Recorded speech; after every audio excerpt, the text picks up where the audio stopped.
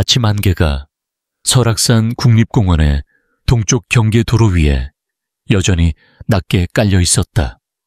김민수 58세는 렌터카로 빌린 현대 투싼을 부드러운 커브를 따라 조심스럽게 몰았다. 새벽의 황금빛 햇살이 소나무와 단풍나무 사이로 서서히 스며들기 시작했다. 몬태나 출신의 전 내셔널 지오그래픽 사진작가인 그는 6개 대륙에서 수십 년간 야생동물을 기록했지만 한국의 자연은 늘 그를 다시 불러들였다. 이번 3개월간의 휴가는 그가 산속집으로 은퇴하기 전 이 땅에서의 마지막 여정이었다. 민수는 그가 포착하고 싶은 사진들에 대한 생각에 잠겨 있었다.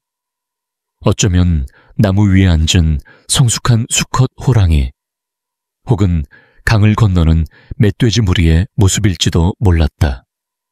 그러다 민수는 앞쪽 도로변에 놓인 2개의 형체를 거의 놓칠 뻔했다. 차가 가까워지자 사진작가의 본능이 그를 브레이크를 밟게 했다. 그의 앞에는 아름답고도 가슴 아픈 장면이 펼쳐져 있었다. 도로변 모래 위에 움직이지 않는 성숙한 암컷 호랑이가 누워 있었다. 그녀의 뒷다리가 부자연스러운 자세로 꺾여 있었다.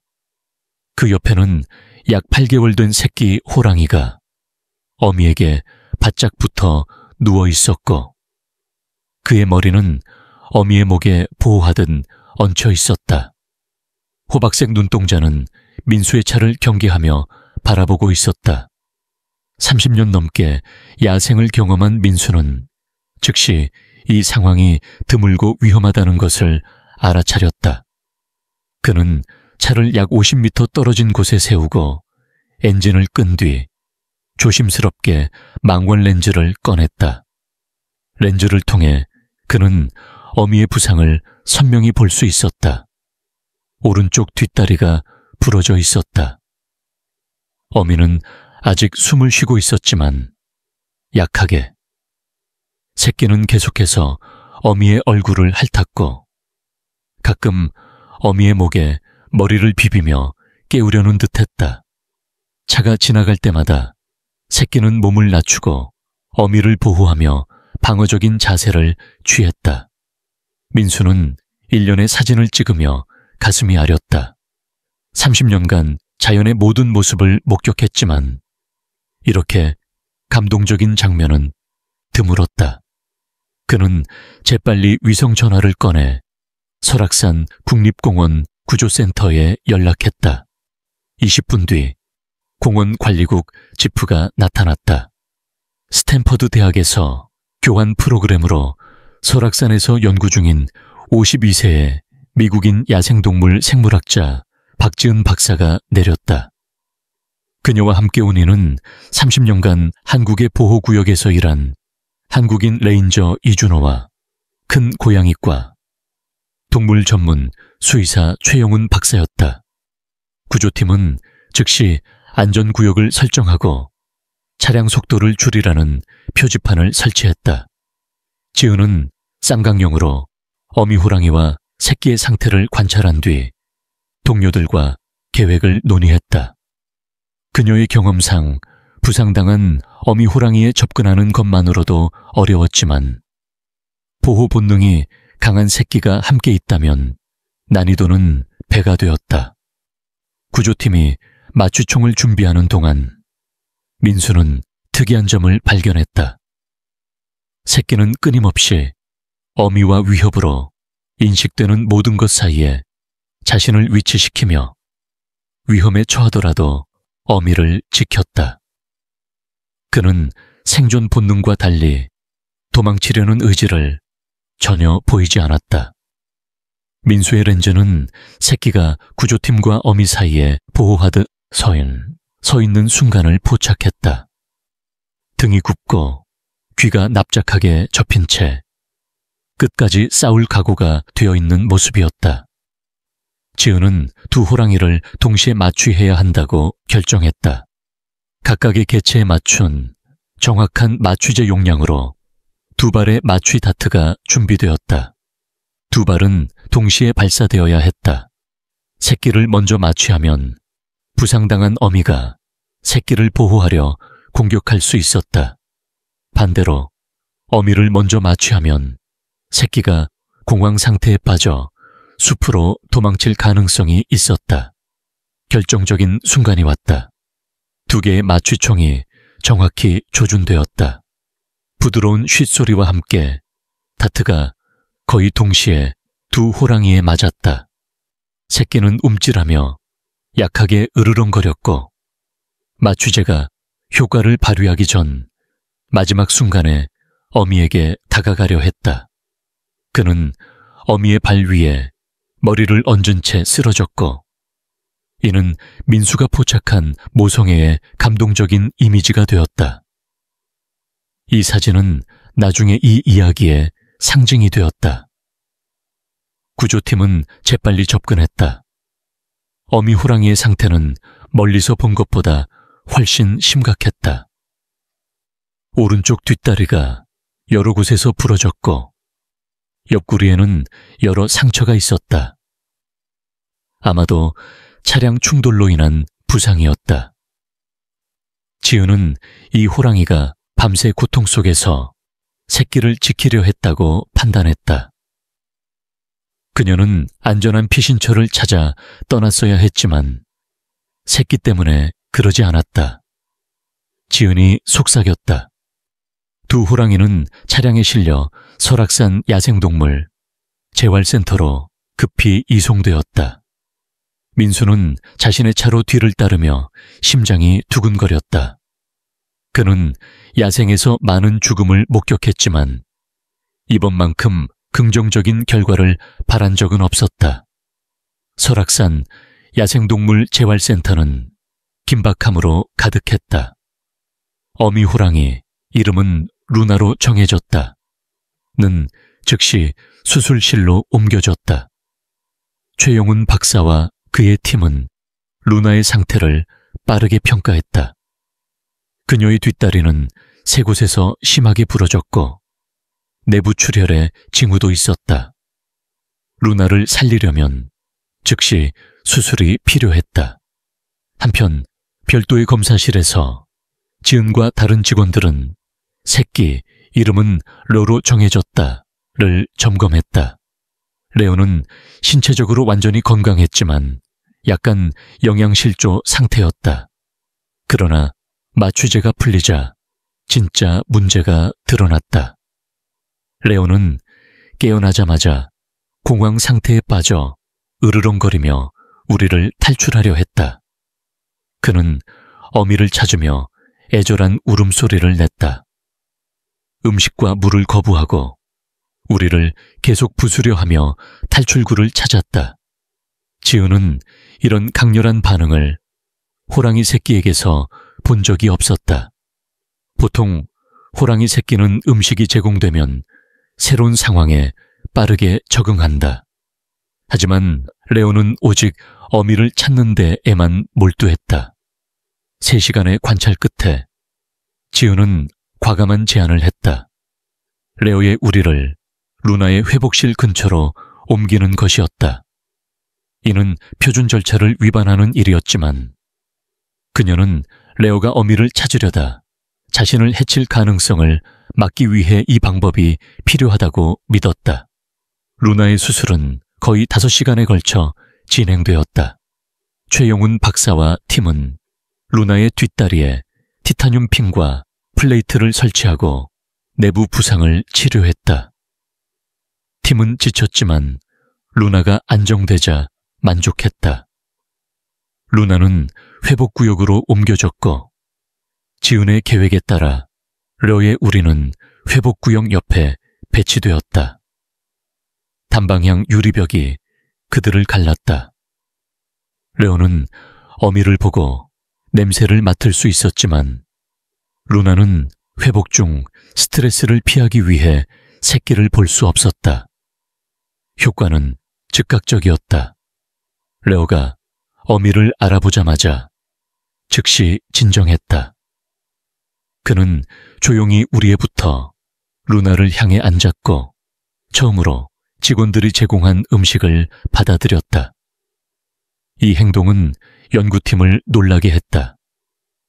지은은 계속해서 메모를 작성하며 이 모자간의 유대가 호랑이에 대해 기존에 알려진 것을 훨씬 초월한다는 것을 깨달았다. 민수는 이 과정을 모두 기록하며 생존 이상의 본능을 초월한 무조건적인 사랑의 이야기를 사진으로 담았다. 이후 며칠간 두 호랑이는 어려운 회복 여정을 시작했다. 루나는 약했지만 회복력이 강했고 치료에 잘 반응했다. 레오는 신체적으로 건강했지만 어미의 시야에서 멀어지는 것을 거부했다. 직원들은 레오가 자신의 음식을 장벽 근처로 가져가 어미와 나누려는 듯한 행동을 관찰했다. 사고 후 일주일, 의료팀은 획기적인 결정을 내렸다. 레오를 루나와 같은 방에 잠시 넣어주는 것이었다. 모두가 새끼가 실수로 어미의 상처를 악화시킬까 걱정했지만 지은은 장기적인 분리가 둘 모두에게 심리적 손상을 줄 수 있다고 믿었다. 문이 열리는 순간 런은 천천히 조심스럽게 어미에게 다가갔다. 모두가 두려워했던 것과 달리 그는 점프하지 않고 부드럽게 코를 루나의 얼굴에 댔다. 약해진 어미는 고개를 들어 새끼의 얼굴을 핥았다. 성체 호랑이에게서 드물게 보이는 부드러운 제스처였다. 레오는 어미의 부상당한 다리를 조심스럽게 피해 옆에 누웠고 만족스러운 고양이 특유의 낮은 으르렁 소리를 내기 시작했다. 민수는 눈물을 흘리며 이 순간을 포착했다. 그의 렌즈를 통해 그는 단순한 동물적 본능을 초월한 깊고 순수한 사랑을 보았다. 루나와 레오의 이야기는 퍼져나가기 시작했다. 민수가 자신의 개인 페이지에 올린 첫 사진들은 빠르게 바이럴로 퍼졌고 보존단체와 글로벌 미디어의 주목을 끌었다. 사람들은 부상당한 어미를 떠나지 않은 새끼 호랑이와 고통 속에서도 새끼를 지킨 어미의 이야기에 감동했다. 이후 2주 동안 지은은 이 호랑이 모자의 행동에 대한 심층 연구를 진행했다. 그녀는 루나가 같은 배에서 나온 다른 새끼들을 잃었을 가능성이 높아 레오와의 유대가 보통보다 강하다는 것을 발견했다. 레오는 사냥 기술을 배우고 점차 독립해야 할 나이에 있었지만 특별한 상황으로 인해 어미에 대한 의존도가 높았다. 그러나 지은을 가장 놀라게 한 것은 레오의 놀라운 적응력이었다. 그는 어미가 부상당해 보호가 필요하다는 것을 이해하는 듯했다.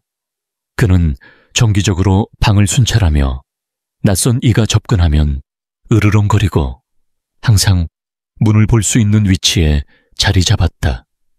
이는 호랑이 새끼에게서 드물게 보이는 고급 보호 행동이었고 많은 연구자들이 호랑이의 지능과 감정에 대한 이해를 제고하게 만들었다.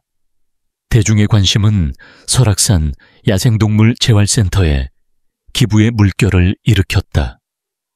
전 세계에서 지원이 쏟아져 루나와 러를 위한 특별 회복구역을 만들고 다른 구조된 야생동물의 시설을 개선할 자금이 마련되었다. 민수는 원래 3개월만 한국에 머물 계획이었지만 머무름을 연장했다.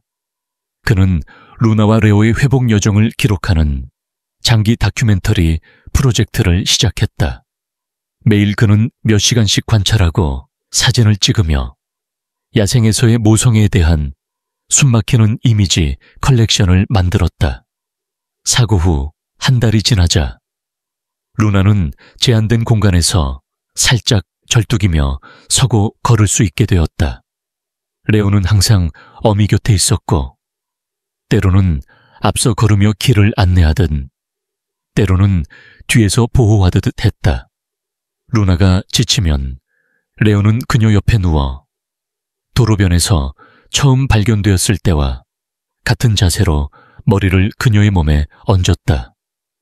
이 이미지는 수백만의 마음을 울렸다. 두 번째 달이 지나면서 의료 및 연구팀은 어려운 결정을 내려야 했다. 루나와 레오의 미래였다. 전통적으로 회복된 야생동물은 야생으로 방사된다. 하지만 루나의 경우 이는 거의 불가능했다. 그녀의 뒷다리는 영구적으로 손상되어 사냥하거나 포식자를 피할 만큼 빠르게 움직일 수 없었다. 레오는 신체적으로 완전히 건강했지만 치료 중 인간과 너무 가까워졌다. 게다가 그는 어미로부터 필요한 사냥 기술을 배우지 못했다. 이는 호랑이 새끼의 이 시기에 필수적인 과정이었다. 많은 고민 끝에 지은과 팀은 독창적인 해결책을 제시했다. 루나를 위해 반자연 보호구역을 만들고 레오는 집중적인 사냥 훈련 프로그램 후 야생으로 방사하는 것이었다. 지은은 루나를 위한 구역을 자유의 계곡이라 이름 지었다. 설악산 국립공원의 조용한 구역에 20헥타르의 전자 울타리로 둘러싸인 공간이었다. 동시에 레오가 필수 생존 기술을 배울 수 있도록 특별 프로그램이 설계되었다. 이후 2주 동안 이 구역은 세심하게 준비되었다. 전문가들은 레오가 사냥 기술을 배울 수 있는 모의 사냥 구역을 만들었고 루나를 위해 물 웅덩이와 쉼터가 곳곳에 설치되었다. 원격 모니터링을 위한 보안 카메라 시스템도 설치되었다. 새로운 집으로 이동하는 날은 감동적인 사건이었다. 루나는 이제 걸을 수 있었지만 여전히 눈에 띄게 절뚝였다. 2개월간의 좋은 보살핌으로 더 크고 건강해진 레오는 여전히 어미를 경계하며 보호했다. 우리 문이 열리자 레오가 먼저 나와 조심스럽게 새 환경을 탐색했다. 그는 공기를 맡으며 귀를 쫑긋 세우고 낯선 숲의 소리를 들었다. 그러고는 보통의 본능과 달리 탐험을 위해 달려나가지 않고 어미의 우리로 돌아가 루나를 초대하듯 했다. 루나는 천천히 걸어 나왔고 그녀의 황금빛 눈은 조심스러움과 호기심을 반영했다. 그녀는 새끼 옆에 멈췄고 민수가 포착한 완벽한 순간에 모자는 함께 지평선을 바라보았다. 불완전한 미래였지만 희망으로 가득했다. 첫 며칠 동안 연구팀은 카메라 시스템을 통해 호랑이 모자를 모니터링했다. 레오는 여전히 어미 근처에 머물며 휴식 시간에는 그녀 옆에 누웠다. 하지만 점차 자연 본능이 작동하기 시작했다. 레오는 새 영역을 탐험하며 매일의 훈련 세션에서 배운 사냥 기술을 연습했다. 지은은 레오가 배운 기술과 자연 본능을 결합한 독특한 사냥 전략을 개발하고 있음을 관찰했다. 어린 시절 어미의 지도를 받지 못했음에도 그는 토끼나 설치류 같은 작은 먹이를 잡는데 점점 능숙해졌다. 민수는 매일 호랑이 모자를 촬영하며 그들의 특별한 여정을 기록했다. 각 사진은 루나가 부상당한 다리로 이동의 도전을 마주하는 모습, 레오가 먹이를 쫓으며 집중하는 모습, 모자가 아프리카 석양 아래 나란히 누워있는 모습을 담았다. 이 순간들은 공유되며 사람들의 마음을 울렸고 한국 호랑이의 멸종 위기 상태에 대한 인식을 높였다. 자유의 계곡에서 3개월을 보낸 후 가장 어려운 순간이 왔다. 레오를 완전히 야생으로 방사할 때였다. 전문가들은 그가 준비되었다고 판단했고 반자연 환경에 계속 두는 것은 그의 진정한 야생 적응 가능성을 줄일 뿐이었다. 레오가 자유의 계곡에서 30km 떨어진 국립공원 경계로 옮겨진 아침, 그는 익숙한 호랑이 영역 내로 보내졌다. 그는 원격 모니터링을 위한 작은 GPS 추적 목걸이를 착용했다. 지은, 민수, 연구팀은 우리 문이 열리는 동안 조용히 서 있었다. 레오는 조심스럽게 나와 공기를 탐색하듯 맡아탔다. 그는 마지막으로 사람들을 돌아보며 민수가 나중에 감사로 묘사한 황금빛 눈빛을 보인 뒤 깊은 숲으로 달려가 그가 속한 자연 세계로 사라졌다. 그날 밤, 지은은 관찰 텐트 옆에 홀로 앉아 멀리서 들리는 야생의 소리를 들었다. 그녀는 레오가 어미를 그리워하는지, 루나가 새끼의 부재를 느끼는지 궁금했다. 하지만 그녀는 이것이 자연의 방식임을 알았다. 자연에서 새끼는 결국 어미를 떠나 자신의 삶을 살아간다. 한편 루나는 자유의 계곡에서 잘 적응했다. 큰 먹이를 사냥할 수는 없었지만 그녀는 정교한 매복 전술로 작은 동물을 잡는 기술을 개발하며 제한된 이동성을 보완했다. 공원 관리자들은 필요할 때 보조 사료를 제공했다. 1년이 지나자 GPS 데이터는 레오가 야생에서 잘 지내고 있음을 보여주었다. 그는 자신의 영역을 확립하고 성공적으로 사냥했으며 암컷 호랑이와의 만남도 있었다. 이는 그가 자연 세계에 완전히 통합되었음을 나타냈다. 루나는 자유의 계곡의 필수적인 존재가 되었다. 연구자들은 그녀가 점차 자신의 공간을 장악하며 영역을 표시하고 매일 익숙한 경로를 다니는 모습을 기록했다. 절뚝거림에도 불구하고 그녀는 놀라운 위엄과 자신감으로 움직였다. 도로변에서 그들을 발견한 지 2년 후, 민수는 루나와 레오의 이야기를 담은 사진으로 작은 책을 출간했다. 이 책은 사람들 사이에서 빠르게 퍼졌고 모성애와 회복력의 이야기로 독자들의 마음을 울렸다. 수익의 대부분은 보호구역의 교통안전 개선과 부상당한 야생동물의 적응성 연구를 지원하는 새로운 기금에 헌납되었다. 3년째 되던 해 예상치 못한 좋은 소식이 들어왔다. 추적 데이터에 따르면 레오가 아버지가 되었다. 레오의 영역에서 2마리의 새끼를 동반한 암컷 호랑이가 트레일 카메라에 포착되었다. 호랑이의 자연적 특성상 레오는 새끼 양육에 참여하지 않았지만 짝을 찾고 종의 번식에 기여한 그의 성공은 그가 야생에 성공적으로 재통합되었음을 가장 분명히 보여주었다. 루나는 자유의 계곡에서 평화로운 삶을 이어갔다. 성체 호랑이의 고독한 본성에 따라 혼자 살았지만 결코 진정으로 외롭지 않았다. 연구팀은 항상 그녀를 모니터링하며 필요한 모든 것을 제공했다. 5년째 되는 여름 오후, 민수는 자유의 계곡을 내려다보는 관찰 타워에 앉아 있었다. 루나는 평평한 바위 위에 누워 석양을 쬐고 있었다.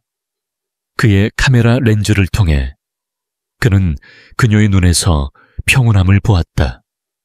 5년 전 도로변에서 루나와 레오를 발견했을 때 그는 비극을 목격했다고 생각했다. 하지만 대신 그는 자연 세계에서 가장 특별한 사랑과 회복력의 이야기를 기록할 기회를 얻었다. 민수는 일기에 이렇게 썼다. 루나와 레오는 때로 사랑은 영원히 함께하는 것이 아니라 서로가 가장 필요로 하는 것, 보호, 보살핌, 혹은 자유를 주는 것임을 가르쳐 주었다. 루나와 레오의 이야기는 사람들이 자연 세계를 바라보는 방식을 조용히 바꾸었다. 설악산에서는 센서 장벽과 동물 전용 육교가 주요 교차로에 설치되며 새로운 교통 안전 조치가 시행되었다. 부상당한 야생동물의 재활 방법도 개선되었고 많은 구조센터가 개별 적응성을 평가하고 창의적인 해결책에 집중하기 시작했다. 자유의 계곡 근처 방문자 입구에는 간단한 청동 동상이 세워졌다. 큰 호랑이와 작은 호랑이가 도로변에서 민수가 찍은 첫 사진처럼 함께 누워 있었다. 동상 아래에는 간단하지만 깊은 메시지가 새겨진 명판이 있었다.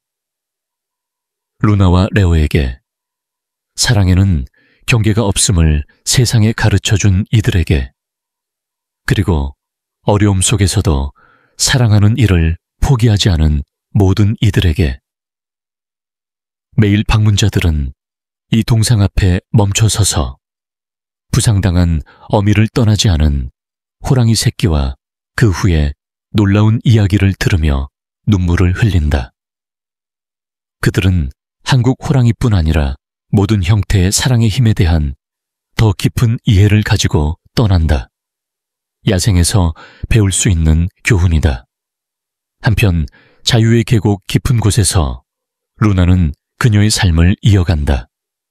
특별한 밤, 보름달이 한국의 초원을 비출 때 그녀의 깊은 울음소리가 공간을 통해 울려 퍼진다.